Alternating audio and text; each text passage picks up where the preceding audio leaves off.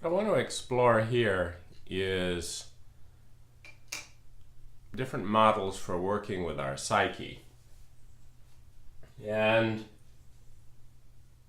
this is a planet, the planet of our psyche. And the nature of the self is that it eliminates more than 99% of the information about our own psyche. And in this way, creates a wonderful opportunity for disease.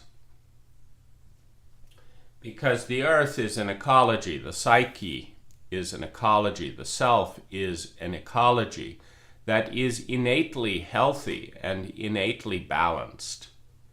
But when you introduce a vehicle of constriction that eliminates 99% of all information, meaning there are lands within the psyche right now that are filled with deep sadness and grief, but we may feel nothing of them in this moment.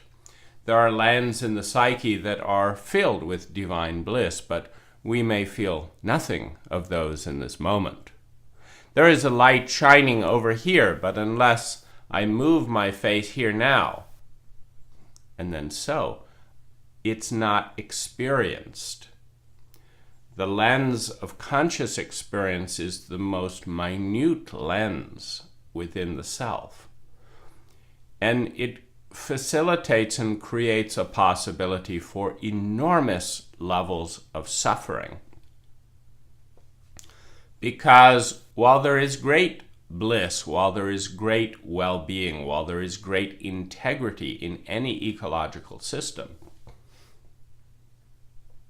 there is not great integrity between the ego, the small constricted sense of self, and the larger self. And this creates a number of opportunities for delusion, a number of opportunities for misconception, a number of opportunities for imbalance. We can, for example, if we see the ego's size as so,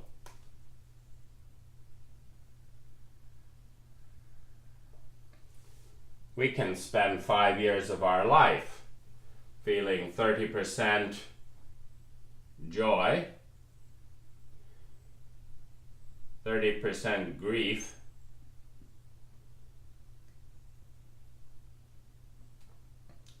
and 30% terror or trauma. And if we are stationary within the psyche, and this brings up an issue of how one of the major diseases within the psyche or within the ego begins to express itself. If we are stationary within the psyche, energy does not flow through the system of the ego. The ego is a lens through which to view the entire self. When the ego experiences trauma, meaning the psyche is much bigger than the individual ego, and within the fabric of possibility of the psyche includes the ego's death. When we face the fact that perhaps over here the ego might die, perhaps over here the ego would be completely overwhelmed, not knowing how to respond, the ego becomes fixated in what can be called a construct or a constellation. And rather than saying, I am the lens through which to view the entire self, I am the lens through which to view God, Goddess, I am the lens, I am the vehicle through which consciousness registers an awareness of itself. And the self is much bigger. It's always changing. One moment joy, another moment happiness. I am the lens. The ego says, no, no. I cannot deal with this uncertainty. I cannot deal with the fact that I almost died over here. I cannot deal with the fact that I feel hated over here. I cannot deal with the fact that I feel lonely and terrified over here. And so I'm going to armor myself, and I'm not going to move. I'm here, and I'm not there, and I'm not there. That isn't me. This is me. See, now we have a battle with life created by the overwhelming trauma of an ego that fears its own death, because while many parts of the psyche understand that the ego is the smallest portion of the self, and in that way to die to the ego is to be born into an awareness that is much bigger and much healthier.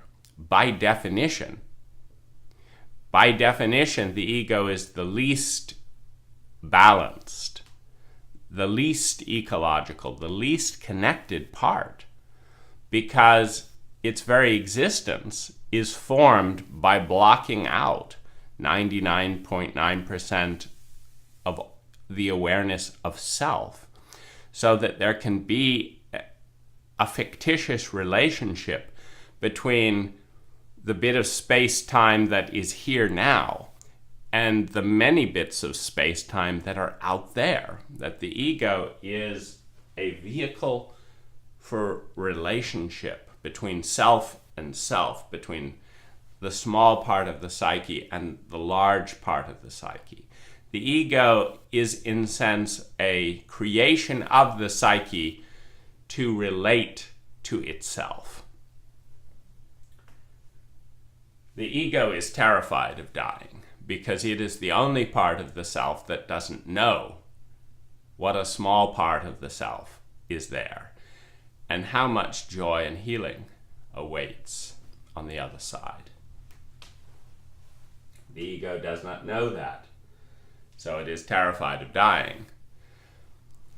The parts that are dead are not terrified of dying. The parts that are outside the ego's small capsule are in ecological relationship with everything else. So when this happens, the more traumatized an infant is, the more traumatized a little child is, the more it feels afraid of the unknown. The more, in Einstein's language, the child decides that the universe is not a friendly place, and therefore I want no part of it. Therefore I don't want to engage with it. The universe is not a friendly place, so I want to protect myself from it. As soon as the child has an experience of more trauma, of more terror, of more betrayal and violation through the parental mechanism than it does of love and belonging, of survival and security, the ego goes to battle with the unknown, which is 99% of itself. Now, once this battle begins, the ego will lose. The ego will exhaust itself in a battle with the unknown, with the totality of all that it is, but doesn't yet know. Why? Because it hasn't turned its lens to that part of the psyche. The healthy ego lens moves through this circle with the dance, the feminine spontaneity, and soon comes to understand that it can be this and this moment, and this and this moment, and this and this moment. And yet, throughout all of it, there is a sense of honoring. Throughout all of it, there is a sense of truth. Throughout all of it, there is something beautiful being revealed.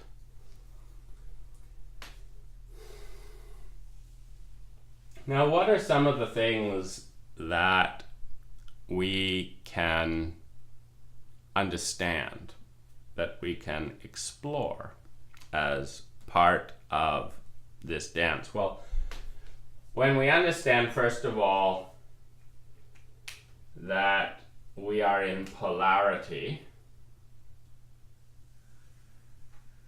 it's a yin-yang symbol, that we are in polarity. And we understand that consciousness, in the way the ego relates to it, is about duality. It is about distinction. Distinction between pain and joy. Distinction between happiness and joy. And that these distinctions are the distinction of more joy and then less joy. The distinction of more pain and less pain. That these distinctions are what brings about a sense of relationship, that these distinctions are what brings about life, that life is the flow, that a river that is alive is not static, but rather that this unit of water that was here is now here, is now here, is now here. That the ego that is alive is flowing through the psyche like a river over rocks. Is flowing through the psyche. And the trust of an ego is that in the deep emotion, in the deep flowing, that if you keep flowing, that everything comes into balance. That the grief becomes rage, becomes grief, becomes rage, becomes joy, becomes life, becomes death, becomes sadness, becomes stillness, becomes frozen, and in time will warm slowly and melt as the crystalline ice structures melt away. But slowly, the grief and sorrow, digested by being allowed to move freely, that slowly the divine is born, not in the one dot, not in the control of the ego, but that the divine is born through the surrendering,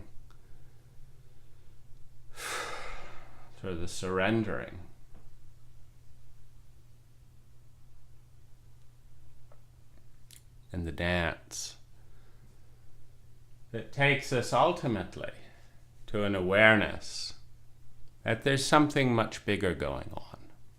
There's something bigger going on that the ego cannot grasp, because in the traumatized child, the one who faces fear, the one who is afraid of being alone and lonely forever in fear, in pain, in helplessness, that most tight of all ego crucibles, the complete eternal exclusion from the soul, from the spirit, from the self, that we might call divine, transcendent. That a child who is betrayed, abandoned, lied to, violated, hurt with hatred, and asked to die, to protect the parent from images, to protect the parent from states of emotion and fear in their own psychic terrain,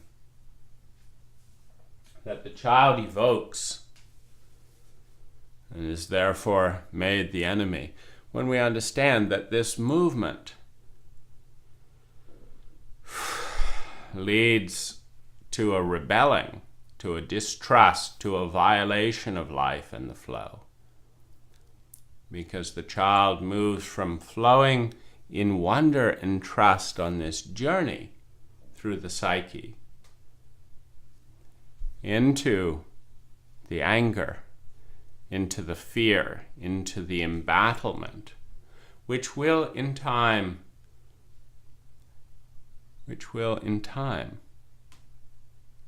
create all evil, all conflict, all stagnation, that will in time create a dark wood of corpses, bones, the Baba Yaga of the soul, that perfectionistic, never dying, never living. You travel this land with the light of human skulls, who emit a dim glow through the sockets of their eyes, and inspect the many corpses that lie hanging, unable to be digested, unable to live. This is Baba Yaga's terrain. And yet, it is in this technology, in a certain way, that we come to learn the bone structure, the architecture of the architect of the whole system. It is in Hades' world, in the Dead Lands, that we see the power grid, the circuitry, that in time lifts up and supports the green canopy, the thin skin on the surface of the ecology of the body. That there is a place in some dimension. There is a place in some dimension.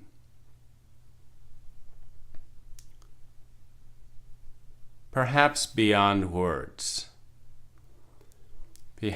Perhaps at the boundary of words there is a place that I do not understand. There is something here. There is a gate that is before me that I do not understand, and maybe it is to step back,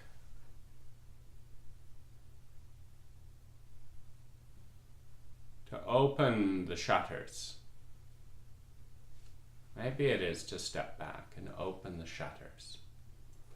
And what we see at the open windowsill is another reality, is another dimension, is another world.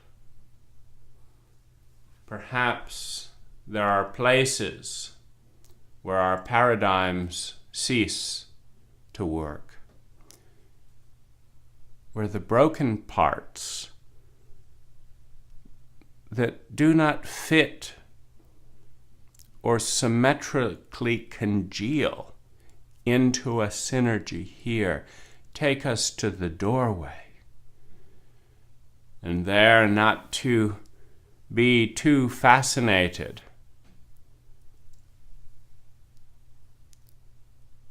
with the with the remainder that does not fully complete in the equation of this set theory, to instead open the door and realize that there is a world out there, a landscape, more filled with wonder, more beautiful than we can comprehend. A landscape more beautiful than we know, or can know that we do not know.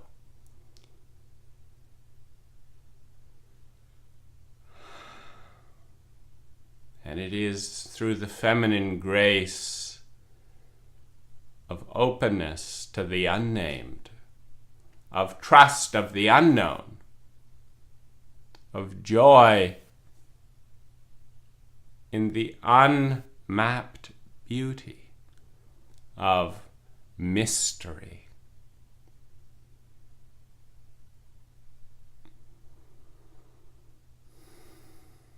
That must be our guide as we are born through the innocence of a child into another world,